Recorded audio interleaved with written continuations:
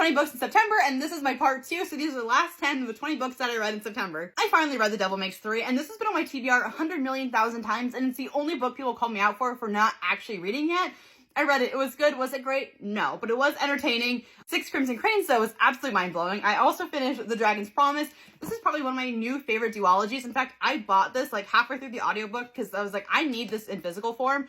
I've already bought the paperback of Six Crimson Cranes. I'm just waiting for it to arrive. I Must Betray You really surprised me. It's one of the only non-fantasy books that I read this month, and it's heartbreaking and the prose is beautiful. I'm so glad I finally picked up A River Enchanted.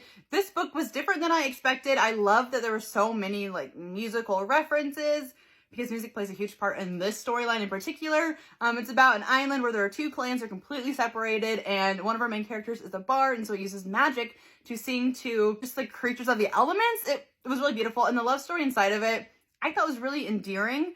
I'm excited to get to book 2. I don't know when I'll get to it, but I'm excited. The Book of Cold Cases. I'm trying to read through all of my Book of the Month books because I have so many that I thought sounded great. I got them, and then they've just been sitting on my shelf for forever. I wouldn't say it was mind-blowing. It was worth the read. If this is available in like your local library, totally pick it up. Would I buy it? Probably not. I finished Laertes, and I actually ended up finishing the last half on my Kindle. This is a Hamlet retelling told in Laertes' perspective. It was good. I didn't love it, but I also haven't read Hamlet in so long that I think I almost wish I would have.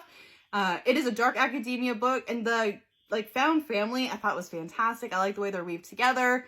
It took me a while to get used to the writing, so maybe now that I've actually finished it and I've gotten used to it, if I went back to the beginning, I'd probably like it a little bit more because I just felt a bit lost until I got used to the writing. So it really could be a me thing, but the author sent me this book. I did enjoy it. I just don't know if it was exactly what I expected. I read The Subprime Attention Crisis.